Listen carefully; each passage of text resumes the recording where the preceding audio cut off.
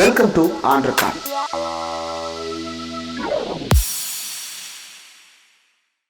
Welcome to on record. இன்றைக்கு நம்மோடு நேர்காணலுக்காக சிறப்பு விருந்தினராக மூத்த ஊடகவியலாளர், அரசியல் விமர்சகர் திரு தராசு ஷியாம் அவர்கள் இணைந்திருக்கிறார். அவரோடு பேசலாம். சார் வணக்கம். சார் வணக்கம். இந்திரகுமார், எப்படி இருக்கீங்க? நல்லா இருக்கேன் சார். அதிமுகவுடைய பொதுக்குழு இப்போ நடந்து கொண்டிருக்கிறது. முன்னாள் அமைச்சர், சட்டப்பேரவை உறுப்பினர் RB உதயகுமார் தீர்மானங்களை வாசிச்சுட்டு இருக்கிறாரு. அந்த தீர்மானங்களுடைய நகல் வந்துருச்சு. அதிமுக இப்போது நடத்துகின்ற இந்த பொதுக்குழு, செயற்குழு, இந்த கூட்டத்தை நீங்க எப்படி பாக்குறீங்க சார்? முதல்ல அதிமுகவுக்கு ஒரு கல்ச்சர் உண்டுங்க, ஃபேப்ரிக். எல்லா கட்சிக்குமே உண்டு, ஃபேப்ரிக் ஆஃப் த பார்ட்டின்னு அதுக்கு பேரு. இப்போ திமுகவோட அந்த கலாச்சாரம் நமக்கு தெரியும். சனாதன எதிர்ப்பு இதெல்லாம் வந்து அந்த கலாச்சாரத்துக்குள்ள ஊர்னது. ஏன்னா தீக்கல்ல இருந்து வந்த கட்சி. பொதுவாக மத்திய அரசு மயிலரகாலத்தை வருடி கொடுப்பது போன்ற ஒரு பாலிசி தான் அதிமுகவுக்கு. நீங்க எம்ஜிஆர் காலத்துல இருந்து பாத்தீங்கன்னா முதல்ல அதிமுக தான் பேரு. ஒரு மாநில கட்சிக்கு அப்படித்தானே பேர் வைக்க முடியும், திமுக தானே பேரு. அகில இந்தியங்கிற முன்னோட்டம் சேர்க்கணுங்கிற தீர்மானமே வந்து கோயம்புத்தூர் பொதுக்குழுல தான் நிறைவேற்றப்பட்டது. பலரும் எதிர்த்தார்கள், மாநில கட்சிக்கு அது தேவையில்லை, அகில இந்திய பாலிடிக்ஸ் எதுக்கு. கோவிசெலியன்லாம் அதுல ராஜினாமாவே பண்ணாரு. எம்ஜிஆர் ஓட்டு எடுப்பு நடத்திடுவோன்ட்டாரு. எம்ஜிஆர் எதிர்த்து யார் ஓட்டு விடுவா, எல்லாரும் அகில இந்தியனே இருக்கட்டும்ட்டாங்க. கடைசியில இப்ப அது அஇஅதிமுகவா இருக்கு. அதுக்கு பிறகு நீங்க 77 இந்திரா காந்தியோட கூட்டு பெரிய வெற்றி. நியாயமா பார்த்தா எமர்ஜென்சிக்கு பிறகு பாராளுமன்றம் நடக்கும் போது தமிழ்நாட்டுல சட்டமன்றம் இல்ல. பாராளுமன்றத்துக்கு தமிழ்நாடு சட்டமன்றத்துக்கு சேர்த்தான தேர்தல் நடத்தணும். ஆனா அப்படி நடக்கல. பாராளுமன்றத்துக்கு தனி தேர்தல், சட்டமன்றத்துக்கு அதுக்கு பிறகு 2-3 மாசம் கழிச்சு. பாராளுமன்ற தேர்தலில் இந்திரா காந்தியோட கூட்டு பெரிய வெற்றி. ஆனா வந்து மொரார்ஜி தேசாய் பிரதமர். அப்புறம் மொரார்ஜி தேசாயோட அட்ஜஸ்ட்மெண்ட் பாலிடிக்ஸ் தான் எம்ஜிஆருக்கு. மொரார்ஜி தேசாய் வந்து அப்போ சின்ன யூனியன் பிரதேசத்தை எல்லாம் வந்து அந்தந்த பக்கத்து மாநிலத்தோட இணைச்சிடலான்னு ஒரு திட்டம் கொண்டு வந்தார் 77ல. பாண்டிச்சேரியில பெரிய கொதிப்பு. பாண்டிச்சேரியில் எழுந்த ஒரே கலவரம் அதுதான். எம்ஜிஆர் அப்போ அதிமுக பாண்டிச்சேரியில ஆட்சியெல்லாம் கைப்பற்றி இருந்த காலம். மொரார்ஜி தேசாயோட அனுசரிச்சு போகணுங்கிறதுக்காக சரின்ட்டாரு அவரு. அது சரியான திட்டம் தான், வெட்டி செலவு. பாண்டிச்சேரி மக்களுக்கு ரொம்ப கோபம் அதுல. கடைசியில அது நடக்கலன்னு வைங்க. அதுக்கு பிறகு நீங்க 80 திமுக இந்திரா காந்தி கூட்டு வெற்றி. எம்ஜிஆர் வந்து சட்டமன்ற தேர்தலில் வெற்றி. இந்திரா காந்தியை டக்குன்னு மதுரையில உலகத்தமிழ் மாநாட்டு கூப்பிட்டு அவங்கள வந்து கொஞ்சம் குளிர் வச்சு திருப்பி மீண்டும் 84 அவர் உடம்பு சரியில்லாம போயிடுச்சு. இந்திரா காந்தியோட கூட்டு. ஜெயலலிதாவும் இந்த பாலிசி தான் கடைபிடிச்சாங்க, ஆனா கொஞ்சம் அக்ரெசிவ் ஸ்டைல். கடைசி வரைக்கும் கூட்டணி எல்லாம் அறிவிக்க மாட்டாங்க. கடைசி ஒரு மாசம் 2 மாசத்துக்குள்ள அவங்க ஏதாவது ஒண்ணு சொல்லி அவங்களுக்கு தேவையான தோதுவான கூட்டணியை தான் வைப்பாங்க. எடப்பாடி பழனிசாமி இந்த பீரியட்ல தான் நான் கொஞ்சம் ஆச்சரியப்பட்டது என்னன்னா, இதுக்கு ஒரு 5-6 மாசத்துக்கு முந்தையே பிஜேபியோட கூட்டணி இல்லைன்னு அறிவிச்சிட்டாங்க.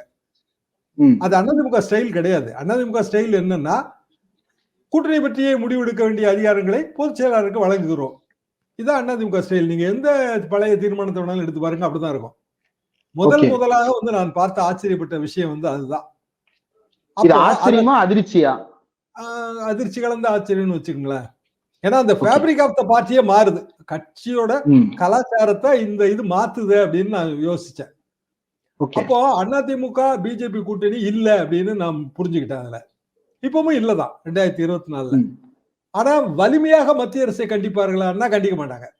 உதாரணமா இதுலயே ஒரு தீர்மானம் என்ன சொல்லுது, மத்திய அரசுக்கு வந்து பாராளுமன்ற பாதுகாப்பு சரியாக இல்லை, அது ஒரு கவலை, ரொம்ப கவலைப்படுறோங்க எஜமா. அது இவ்வளவு தூரம் நீங்க பாதுகாப்பு இல்லாம இருக்கலாமா? கூட 2 செக்யூரிட்டி போட்டு கூடாதா? ஒரு காலிங் பில் வச்சுக்க கூடாதா? அப்படின்னு ரொம்ப மயிலரகால தடவி கொடுத்துட்டு அந்த தீர்மானம் அப்படியே பைய கடந்து போகுது. அதுல போக்குண்டு வீசினானே அவனுக்கு வேலையில்லா திண்டாட்டம். நீ வேலை கொடுத்தியா? 2 கோடி பேருக்கு வேலை கொடுக்குறேன்னு சொன்னிய மோடிசாமி, வேலை கொடுத்தியா? வேலை கொடுத்திருந்தா அவங்க ஏன் போராட போறாங்க? அப்படியான ஒரு கேள்வியை எழுப்பினார்களா? இல்ல. அந்த இடத்துல இது ரொம்ப முக்கியமான பாயிண்ட் நினைக்கிறேன் சார்.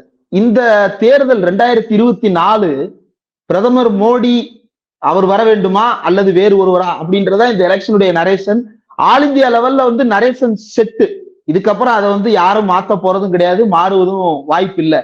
ஆனா வடகிழக்கு பருவமழையை பொறுத்த வரைக்கும் 3 வரியில வெவ்வேறு வார்த்தைகள் வருது சார். விடியா திமுக அரசுக்கு கடும் கண்டனம். கண்டனம் மட்டும் இல்ல, அது கடும் கண்டனம். ஆனா பொருளாதார இழப்பால் பாதிக்கப்பட்டுள்ள அனைவருக்கும் உதவிகளை வழங்கிடுவதற்கு ஒன்றிய அரசை நோக்கி வலியுறுத்தல் அப்படின்றது வருது. இதை எப்படி சார் புரிஞ்சுக்கிறது? ஏன் அத கூட்டணி இல்லன்ட்டாரு, ஸ்ட்ராங்கா அடிச்சிட வேண்டியது தானே? இல்ல அது வழக்கமா அப்படி அடிக்கிறது இல்லைங்க. இது பழைய தீர்மானங்கள பார்த்தாலும் அப்படியெல்லாம் அடிக்க மாட்டாங்க. அது எப்பவுமே அந்த டோர் ஓப்பன் பண்ணி வச்சுக்கிற ஒரு பாலிசி தான். ஒருவேளை 4 தொகுதி ஜெயிச்சுட்டாங்கன்னு வச்சுக்கங்க. ஒரு அசம்ப்ஷனுக்கு சொல்றேன். பிஜேபி 225, 250 தான் வருது. மெஜாரிட்டிக்கு பல கட்சிகளோட ஆதரவு தேவை அப்படின்னா அதிமுக ஆதரவு கொடுத்துரும். மொராய் தேசாய் கவர்மெண்ட், சரண் சிங் கவர்மெண்ட்ல பாலாப்பழனூரும் சத்யவாணி முத்தும் மந்திரியா இருந்தாங்க. ஆமா. உங்களுக்கு ஞாபகம் இருக்கும்னு நினைக்கிறேன் அது. நீங்க அப்பெல்லாம் பொறந்துட்டீங்களான்னு தெரியல. ஆனா முதல் மத்திய மந்திரிகள் பாலாப்பழனூரும் சத்யவாணி முத்தும். அது எம்ஜிஆர் ஆட்சியே ஒரு 4-5 மாசம் தான் இருக்கும்னு நல்லா தெரியும். ஆனாலும் அவங்கள மந்திரி ஆக்குனாரு. என்னன்னா அது டெல்லியோட அனுசரிச்சு போற ஒரு தன்மை. பிற மாநிலங்கள்ல அப்படி இல்ல. டெல்லியை பகைப்பாங்க, டெல்லியோட அனுசரிச்சு போக மாட்டாங்க, சண்டை போடுவாங்க. நம்ம மாநிலத்திலேயே நீங்க திமுகவோட பல்வேறு காலகட்டங்கள்ல இந்த நிலைப்பாட்டை பார்க்கலாம். அதிமுகவுக்கும் திமுகவுக்குமான ஒரு மாபெரும் வித்தியாசம் அதுதான். இதுவே எனக்கு கொஞ்சம் ஆச்சரியம். அதாவது நாடாளுமன்ற பாதுகாப்பை பத்தி பேசுறதுக்கு ஏதையா அந்த பழனிசாமிக்கு உரிமை அப்படின்னு அங்க டெல்லியில ஜிக்கெல்லாம் கோச்சுக்குவாங்களா? பாதுகாப்பை பத்தி எல்லாம் பேசுற அளவுக்கு பழனிசாமி உனக்கு அவ்வளவு தூரம் பெரிய அளவுக்கு உனக்கு முதிர்ச்சி வந்துருச்சா அப்படின்னு அமித்ஷா ஜி கோச்சுக்க மாட்டாரா? அதெல்லாம் எங்க வேலை மிஸ்டர் பழனிசாமி அப்படின்னு கேட்பாங்கல்ல. அதையும் தாண்டி ஏதோ வலியுறுத்தல் ஜெயஜமா, சும்மா வலியுறுத்தி வைக்கிறோம், பார்த்து செய்யுங்க. இதுவே பெரிய விஷயம். வாஸ்தவமாக இதுவே பெரிய விஷயம். அப்போ 24 தேர்தலுக்கு கூட்டணி இல்ல. அது இந்த இதுல இருந்து நீங்க தெளிவா புரிஞ்சுக்கலாம். கண்டிப்பா இல்ல. 24க்கு பிறகு 24க்கு பிறகுதான் இங்க யாரு கிளம்பி வரா? நிர்மலா சீதாராமன் கிளம்பி வராங்க. தமிழ்நாடு முதலமைச்சர் கேண்டிடேட்டாகவோ அல்லது அந்த கூட்டணி அரசுல ஏதாவது ஒரு வகையில பங்கெடுக்கிறதுக்கோ பிஜேபி தயார். அண்ணாமலைக்கு நோ சான்ஸ். அண்ணாமலை தான் இப்ப இதுல பாதிக்கப்படுறாரு. அது பழனிசாமிக்கு, எடப்பாடி பழனிசாமிக்கு மகிழ்ச்சியா கூட இருக்கும். ஏன்னா அண்ணாமலை அவருக்கு நேரடி போட்டியாளர். இன்னும் சொல்ல போனா ஒரு பிரஸ் மீட்ல என்ன சொன்னார்னா, ஏங்க அவரை பத்தியே கேள்வி கேட்கறீங்க, இப்படி கேள்வி கேட்டு அவர் பெரிய ஆள் ஆக்குறீங்கன்னாரு. ஞாபகம் இருக்கா? ஒருவேளை 2 பேரும் ஒரே சமூக பின்னணியிலிருந்து 2 கட்சியிலையும் தலைமை பொறுப்பில் இருக்கிறது ஒரு பிரச்சனையா இருக்கும். அது ஒரு பிரச்சனை தான். நிச்சயமாக அது ஒரு பிரச்சனை தான். அப்படி ஒரு உரையில 2 கத்தி ஜீவிக்க முடியாதுல்ல. அதாவது நிர்மலா சீதாராமன் இதுக்கு முன்பே அண்ணாமலை அந்த பழைய உரசல், அதாவது அண்ணா பெரியார் அந்த சர்ச்சைகள் போது நினைச்சு பாருங்க. அப்பவுமே நிர்மலா சீதாராமன் தான் தமிழ்நாடு பொறுப்பை எடுத்துக்க போறாங்க அப்படிங்கிற பேச்சு ரொம்ப பெரிய அளவுக்கு அடிபட்டது. ஆனால் அது ஏனோ அப்படி அது போஸ்ட்போன் ஆயிடுச்சு. அதுக்கு பிறகு பார்லிமெண்ட்ல நம்ம விமன் ரிசர்வேஷன் பில் பாஸ் பண்ணும்போது கனிமொழி உள்ளிட்டவர்கள்லாம் வெளிநடப்பு செய்யும் போது நிர்மலா சீதாராமன் என்ன சொன்னாங்க? நீங்க 1989 மார்ச் மாதம் 25ஆம் தேதியை மறந்து விட்டீர்களா? ஒரு பெண் என்றும் பாராமல் நீங்கள் ஜெயலலிதா சேலையை பிடித்து இழுத்தது யார்? அவரை அவமானப்படுத்தியது யார்? பெண்களுக்கு பாதுகாப்பு தர தவறியது யாரெல்லாம் கடுமையா கேட்டாங்க. இந்த கேள்விக்கெல்லாம் பதில் சொல்லிட்டு போங்க. எங்க ஓடுறீங்க? நில்லுங்க. பார்லிமெண்ட்ல பேசினாங்க நிதியமைச்சர். நீங்க எங்க ஓடுறீங்க? நில்லுங்க. நாங்க அக்ரெசிவ் பாலிடிக்ஸ். இப்போ சமீபத்திய பிரஸ் மீட் நம்ம எல்லாருக்குமே தெரியும். அது அக்ரெசிவ் பாலிடிக்ஸ். தூத்துக்குடிக்கு நீங்க வராங்க, கண்டிப்பா கடுமையா தாக்க போறாங்க. அப்போ நிர்மலா சீதாராமன் தமிழ்நாடு பாலிடிக்ஸ்குள்ள பெரிய அளவுக்கு வர்றாங்க, போக்கஸ் ஆகுறாங்கன்னு தெரியுது. போக்கஸ் பண்ண விடுவாங்களாங்கிறது 2024 பாராளுமன்ற தேர்தல் முடிவுகள்ல தான் நம்ம யூகிக்க முடியும். ஏன்னா அதுலதான் ஓட்டு சதவீதம் நமக்கு தெரிய வரும். அப்போ எதிர்பார்த்த அளவு எடப்பாடி பழனிசாமி தலைமையை பெரிதா பாராட்டியிருக்காங்க. அந்த 1ஆம் தீர்மானத்துல புரட்சி தமிழர் எடப்பாடி பழனிசாமி அவர்களுக்கு பாராட்டுன்னு சொல்லியிருக்காங்க. 2024 தேர்தல்ல புரட்சி தமிழர் தலைமையில 15% தான் 18% தான் ஓட்டு கிடைச்சா என்ன ஆகும்? பிஜேபிக்கு அதே மாதிரி ஈக்குவல் அப்படின்னு வச்சுக்கோங்க. ஒரு நான் அசம்ஷனுக்கு சொல்றேன். அரசியல்ல எல்லாமே அசம்ஷன் தாங்க. நம்ம போடுற கணக்கு தானே. பழைய அனுபவத்தை வச்சு நம்ம கணக்கு போடுறோம். அப்போ பிஜேபிக்கு 15, அதிமுகவுக்கு 18னா 15, 18, 33 2 சேர்ந்து இருந்தா தான் சரியா வரும். ஏன்னா அதிமுக பிஜேபிக்கு பெரிய வித்தியாசம் கிடையாது. சாஃப்ட் இந்துத்துவ ஓட்டு அதிமுகவோட கோர் ஓட் பேங்க். நீங்க சவுத் மெட்ராஸ்ல கேட்டு பாருங்க. அதிமுக பிஜேபியே நின்னாலும் அதிமுகவுக்கு தான் ஓட்டு போடுவாங்க. அப்படி இல்லைன்னா ஜெயக்குமார் சன் எப்படி ஜெயிக்க முடியுங்க? அதாவது soft Hindutva vote bank, minority language vote bank, Telugu, Malayalam, Kannada, Saurashtra இது எல்லாமே அதிமுக ஓட் பேங்க். இப்ப கொஞ்சம் கொஞ்சமா பிஜேபிக்கு ஷிஃப்ட் ஆகுது. ஆனா அதை இதுல உணர்ந்திருக்கிறாங்களோன்னு அதுல நிச்சயமா. உணர்ந்திருக்கிறாங்களோ அப்படின்னு தோணுது. சிறுபான்மையினர் கிறிஸ்தவ மக்களுக்கான நலன்களை, இஸ்லாமியர்களை பாதுகாக்கவும், 20 ஆண்டுகளுக்கு மேலாக சிறையில் வாழும் இஸ்லாமிய 26 சிறைவாசிகளை விடுதலை செய்யவும் விடியா திமுக அரசுக்கு வலியுறுத்தல் அப்படின்னு அதை முன் வச்சு இப்ப ப்ரொபகேண்டா பண்றாங்க. எஸ்டிபிஐ தன்னுடைய மாநில மாநாட்டுக்கு நேற்று எடப்பாடி பழனிசாமி அவர்களுக்கு நேரடியாக அழைப்பு கொடுத்திருக்கிறாங்க. கிட்டத்தட்ட கூட்டணி உறுதி அப்படின்ற மாதிரி தான் செய்திகள் வருது. அப்ப இதுதான் நம்ம பாலிடிக்ஸ் அப்படின்றத எடப்பாடி புரிஞ்சுக்கிட்டாரா சார்? பூவை ஜெகனோட கான்பரன்ஸுக்கு இவ்வளவு மழை வெள்ள பாதிப்பு இடையிலும் போயிட்டு வந்திருக்காரு எடப்பாடி 2 நாளைக்கு முந்தி. அந்த பக்கம் அந்த தலித் கூட்டணிக்கு அவங்கள கொண்டு வராங்க, இந்த பக்கம் இஸ்லாமிய கூட்டணிக்கு இவங்களை கொண்டு வராங்க. அப்போ இதுல இஸ்லாமிய உண்மையிலேயே ஓட்டு வங்கியில நீங்க நம்ம கணக்கு இன்னும் சரியா போட மாட்டேன்றாங்க. சென்னையில தெலுங்கு மொழி பேசுபவர்கள் ஓட்டு வங்கி குறைஞ்சது 20% வரும். ஆதி ஆந்திரான்னு சொல்லப்படுற தெலுங்கு மொழி பேசுபவர்கள் பெரும்பாலும் தூய்மை பணியாளர்கள், அவங்களாம் அதிமுக ஓட்டு எம்ஜிஆர் காலத்துல இருந்து ரெட்டையில ஓட்டு. அந்த ஓட்டு இப்போ கொஞ்சம் கொஞ்சமா குறைஞ்சிருச்சு. சோ சிறுபான்மையில இஸ்லாமிய ஓட்டு வேணா திமுகவுக்கு போகும், கிறிஸ்தவ ஓட்டு வேணா திமுகவுக்கு போகும், அதுல ஏதோ கொஞ்சம் கிடைக்கும். ஆனா இந்த ஓட்டு மொழி பேசுபவர்கள் ஓட்டு அதுக்குள்ள இவங்க வர பாப்பாங்க, நிச்சயமா வர பாப்பாங்க. இந்த பல தீர்மானங்கள் அதை நம்ம புரிஞ்சுக்கவும் முடியுது.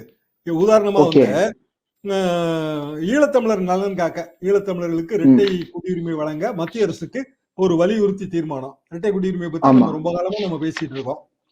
மத்திய அரசு தான் கொடுக்கவும் முடியும், மாநில அரசா செய்ய முடியாது. விடியா திமுக அரசு வலியுறுத்த முடியாது, இந்த இடத்துல வலியுறுத்த முடியாது, வாய்ப்பு இல்லை. எனவே ஈழத்தமிழர் நலன் காக்க ஈழத்தமிழர்களுக்கு இரட்டை குடியுரிமைனா அந்த vote bank bro Eelam vote bank அதை கவர் பண்ணணும்னு நினைக்கிறாங்க இல்லையா?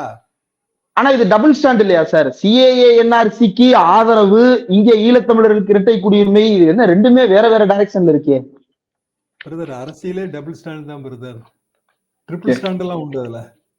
ஓகே, என்ன டபுள் ஸ்டாண்ட் ட்ரிபிள் ஸ்டாண்ட் சொல்றோம்? எல்லா கட்சி அரசியலையும் தான் அது உண்டு.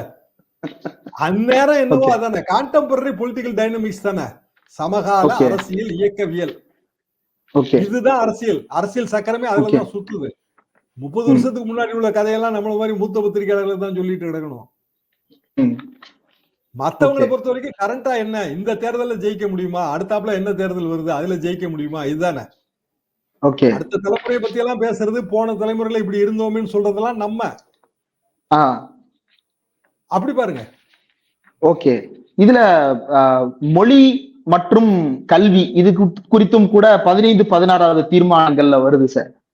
உயர்நீதிமன்றத்துல வழக்காடு மொழியா தமிழை கொண்டு வலியுறுத்தல், சமூக நீதியை குளிதோண்டி புதைச்சிட்டாங்க, தாய்மொழியாம் தமிழ அரசியலமைப்பு சட்டத்துல பட்டியலில் இடம்பெற்று இருக்கிறது, அதிகாரப்பூர்வமா அலுவல் மொழியாக அறிவிக்கணும்ன்ற தீர்மானத்தை வலியுறுத்தி இருக்கிறாங்க. அவசர கதியில பொது பாடத்திட்டத்தை அமல்படுத்த திமுக துடிக்கிறது அப்படின்றத போக்கஸ் பண்ணிருக்கிறாங்க. கொஞ்சம் டெக்னிக்கலா இத கொஞ்சம் அவங்க எப்படி பாக்குறாங்க சார்? மத்திய அரசு அந்த இடத்துல வலியுறுத்தத்தான் செய்யறாங்க. 22 மாநில மொழிகள் அனைத்தும் மத்திய அரசின் அலுவல் மொழிகளாக அதிகாரப்பூர்வமாக அறிவிக்கும் வகையில். இது ஜெயலலிதா காலத்துல இருந்து வர்ற தொடர் பாலிசி தான். ஆனா அவங்க அந்த 10 வருஷத்துல எந்த நடவடிக்கையும் எடுக்கல. வாஜ்பாய் அரசுல இருந்த அந்த 1 வருஷத்துலயும் எந்த நடவடிக்கை எடுக்கல. அலுவல் மொழி எல்லாமே இதுல அட்டவணை மொழி எல்லாமே அலுவல் மொழி ஆகணும் அப்படிங்கிற விஷயத்துல இது வரைக்கும் யாருமே நடவடிக்கை எடுக்கல. ஆனா அதை மத்திய அரசை வலியுறுத்துகிற தீர்மானம், அதை மத்திய அரசை பத்தி எதுவுமே சொல்லல அப்படின்னு பொதுப்படையா வைக்கிற விமர்சனங்களுக்கு பதிலாக பாதுகாப்பு, மொழி, இதுல எல்லாம் ஈழத்தமிழர் பிரச்சனை, கச்சத்தீவு மீட்பு, இதுல எல்லாம் மத்திய அரசை வலியுறுத்துறாங்க. கச்சத்தீவு மீட்புங்கிறதுல முழுக்க மாநில அரசோட தவறுன்னு அதை சொல்லிட்டு போறாங்க. அது மாநில அரசோட தவறா வர முடியாதுல்ல. சரி, இந்திரா காந்தி அம்மா கச்சத்தீவு கொடுத்தது எப்படி கொடுத்தாங்கன்னா, அப்ப ஐநா சபையில நமக்கு ஒரு இக்கட்டான சூழல் இருந்துச்சு. அந்த இக்கட்டான சூழல்ல இலங்கை நமக்கு ஆதரவா ஓட்டு போட்டுச்சு. அதுக்கு பிரதி உபகாரமா கச்சத்தீவை அது கேட்டது, கொடுத்தாச்சு. அப்பவுமே இங்க இருந்து நிறைய ரெக்கார்ட்ஸ் எல்லாம் அனுப்புனாங்க. இங்க இருந்து நிறைய ரெக்கார்ட்ஸ் அனுப்புனாங்க. எங்க ப்ரொஃபசர் கிருஷ்ணாமின்னு அவர் தான் அதுக்கான ரெக்கார்ட் எல்லாம் கலெக்ட் பண்ணி கொடுத்தாருங்க, சட்ட பேராசிரியர் எனக்கு. ஆனாலும் அவங்க அது அகில இந்திய பாலிசி, அவங்க கொடுத்தாச்சு. அதுக்கு இம்மீடியட் நெக்ஸ்ட் எலெக்ஷன்ல தானே 2 பேரும் சேர்ந்தாங்க, ஏடிஎம்கேவும் காங்கிரஸ் சேர்ந்து இருந்தது. அதுக்கு இம்மீடியட் நெக்ஸ்ட் பார்லிமெண்டரி எலெக்ஷன் இல்லையா? அதாவது 75, 76 காலகட்டத்துல கச்சத்தீவு கொடுக்கப்படுதுங்க. நான் 73 வரைக்கும் கச்சத்தீவு போயிட்டு வந்திருக்கேன். அதாவது ராம்நாட்ல அங்க சங்கு எடுக்கிற உரிமை என்னோட முகவர் ஒருத்தர் பெற்றிருந்தாரு. அவரோட போட்ல போவாங்க. அது ஒரு பிக்னிக் மாதிரியே போயிட்டு வரலாம் ஈவினிங். கொடுத்த பிறகு கூட போயிட்டு வந்தவங்க எல்லாம் இருந்தாங்க. ஒன்னும் இம்மிடியட்டாலாம் இலங்கை டேக் ஓவர் எல்லாம் பண்ணல. 77 எம்ஜிஆர் ஆட்சி வந்துருச்சு. 77ல இருந்து கிட்டத்தட்ட 87 எம்ஜிஆர் மரணம் வரைக்கும் அப்பெல்லாம் ஒன்னும் கட்சித்தீவு மீட்பு பத்தி எல்லாம் பேசல. முதல்ல பேசுனது வந்து ஜெயலலிதா அம்மா தான். அவங்க வந்து 1991 ஆகஸ்ட் 15 சுதந்திர தின விழால பேசினாங்க. அதுக்கு பிறகு நம்ம இதை தொடர்ந்து பேசிட்டே வரோம். இதுல பிராக்டிகல் சொல்யூஷன் எது அப்படின்னா பசுமன் தேவர் வச்ச சொல்யூஷன் தான். பெருபாரி தீர்வை இதே மாதிரி பெருபாரி பகுதி, அந்த பகுதியை வந்து மேற்கு வங்க அரசை கன்சல்ட் பண்ணாமலேயே வந்து ஜவஹர்லால் நேரு பாகிஸ்தானுக்கு கொடுத்தாரு. பாகிஸ்தான் கிளைம் வச்சதுனால. ஆனா இந்தியர்கள் இருந்தாங்க அங்க. அப்போ பசுமன் வச்ச தேவர் வைத்த தீர்வு என்ன அப்படின்னா பெருபாரிக்கு வந்து ஒரு வேல்யூவேஷன் போட்டு, சர்வதேச வேல்யூவர்களை வச்சு வேல்யூவேஷன் போட்டு அந்த பணத்தை நம்ம கொடுத்துடலாம். ஏன்னா அங்க 10,000 பேர் இருக்காங்க, எல்லாரும் இந்தியர்கள்னு அவர் சொன்னாரு. கேட்கல, யாருமே கேட்கல. கச்சத்தீவுல யாருமே வசிக்கல. அங்க வந்து நமக்கு வசிப்பிடம் கிடையாது, வெறும் லேண்ட் மாஸ் தான். ஆனா அது வந்து இந்திய பாதுகாப்புக்கு பெரிய அச்சுறுத்தல், இந்திய மீனவர்களின் வாழ்வாதாரத்தை கேள்விக்குறியாக்குது. இப்ப இலங்கைக்கு நம்ம எவ்வளவு உதவி செய்யறோம், இலங்கை நமக்கு கட்டுப்பட்டது. இப்பவும் அதை வந்து நம்ம 99 வருஷம் லீஸ்க்கு எடுக்கலாம். மத்திய அரசு உண்மையிலே நம்ம அப்படிதான் வலியுறுத்தணுங்க. கச்சத்தீவுல நம்ம இலங்கை நமக்கு கொடுக்கணும். சீடிங் அவே டெரிட்டரின்னு பேருங்க. சீடிங் அவே டெரிட்டரியில வந்து சில உரிமைகள் வந்து அரசுக்கே கிடையாது. பார்லிமெண்ட்ல கொண்டு வந்து தீர்மானம் எல்லாம் நிறைவேற்றணும். இது குறித்த வழக்குகள் எல்லாம் இருக்கு. ஜெயலலிதா போட்ட வழக்கு நடந்துட்டு தான் இருக்கு. அதே மாதிரி இலங்கையிலேயும் சீடிங் அவே டெரிட்டரியில பிரச்சனை இருக்கும். ஆனா லீசிங் அவே டெரிட்டரியில பிரச்சனை கிடையாது. புரியுதுல உங்களுக்கு? சீடிங் ரெண்டு வித்தியாசம். அப்ப லீஸ்க்கு எடுத்து நடத்துங்க அப்படிங்கறதுதான் இந்த உண்மையான நல்ல தீர்மானம். அதுதான் ஜெயலலிதா காலத்துல ஜெயலலிதாவே வைத்த தீர்வு. பெருபாரியை உதாரணம் காட்டியே அவங்க இந்த தீர்வு வச்சாங்க. அதிமுக அந்த பழைய வரலாற்றை கொஞ்சம் மறந்துட்டாங்க. நிறைவா ஒரே ஒரு கேள்வி சார், சுருக்கமா முடிச்சிடலாம். ஒவ்வொரு வருஷமும் 23ன்ற அந்த நம்பர்ல ரொம்ப கன்சிஸ்டன்டா இருக்கிறாங்க. 2022ல 23 தீர்மானம், இப்பயும் 23 தீர்மானம். இந்த 23ல 14 திமுகவுக்கு எதிராக. இதனுடைய பொலிட்டிக்கல் சிக்னிபிகன்ஸ் 24 தேர்தலை ஒட்டி எப்படி பாக்குறீங்க சார்? இந்த 23 நம்பரை பத்தி எனக்கு ஒண்ணும் இல்ல. அப்போ அந்த காலத்துல வந்து ஜெயலலிதா காலகட்டத்துல வந்து 9ங்கிற நம்பர் வர மாதிரி பாத்துக்குவாங்க அப்படின்னா அது அவங்களுக்கு ராசியான எண்ணு அப்படின்னு சொல்லுவாங்க. இப்ப 23னா 3, 2, 5ன்னு வர்ற மாதிரி பாத்துக்கிறாங்களான்னு எனக்கு அதை பத்தி எனக்கு விமர்சனம் இல்லைங்க.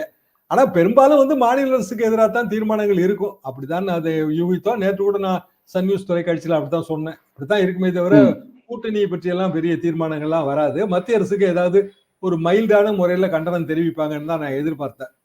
ஏன்னா அவங்க பதில் சொல்லணும். பொது மேடைகள்ல, டிவி விவாத மேடைகள்ல இந்த கேள்வி திருப்பி வைக்கப்படுது. எனவே மத்திய அரசுக்கான ஒரு தீர்மானம், ஒரு 3-4 தீர்மானம் கொஞ்சம் மயிலரகால தடவை கொடுத்து கொஞ்சம் வலியுறுத்துதல் இப்படிங்கிற வார்த்தை பிரயோகங்களை போட்டிருக்காங்க. கண்டனங்கிற வார்த்தை பிரயோகங்கள் போடாம மாநில அரசு தான் எதிர்ப்பாங்க. ஏன்னா திமுக ஓட்டு வங்கி, எதிர்ப்பு ஓட்டு வங்கி இப்படித்தானே இது பிளவுபடும். திமுக எதிர்ப்பு ஓட்டு வங்கியை வாங்குவதற்கு பாரதிய ஜனதா முயற்சிக்கிறது. ஆனா அது அதிமுகவோட இயற்கையான ஓட்டு வங்கி. அப்ப அதிமுக அதுக்கான முயற்சியில வரும்போது ஆட்டோமேட்டிக்கா திமுகவை எதிர்க்கத்தான் செய்யணும். அதை தாண்டி அதுல வேற வழி இல்லை. இருந்தாலும் மத்திய அரசுக்கான ஒரு சில கண்டனங்களை இவர்கள், கண்டனம் இல்ல, ஒரு சில வலியுறுத்தல்களை இவங்க தெரிவிச்சிருக்கிறாங்க. அந்த வகையில் தான் பார்க்கலாம். பெரிய அளவுக்கு இந்த செயற்குழு பொதுக்குழு வந்து பெரிய அளவுக்கான அரசியல் முக்கியத்துவமா நான் பார்க்கல. ஆனா எடப்பாடி பழனிசாமி என்பவர் முழுக்க அதிமுகவின் கண்ட்ரோல் சென்டரா இருக்காருங்கிறத இதுல இருந்து நம்ம புரிஞ்சுக்க முடியும். வலியும் இல்லாத, உறுத்தலும் இல்லாத ஒரு வலியுறுத்தல் அப்படின்றத மட்டும் புரிந்து கொள்ள முடிகிறது. என்ன பொறுத்திருந்து பார்ப்போம் சார். இவ்வளவு நேரம் ஒதுக்கி இந்த நேர்காணல் தந்ததற்கு மிக்க நன்றி சார்.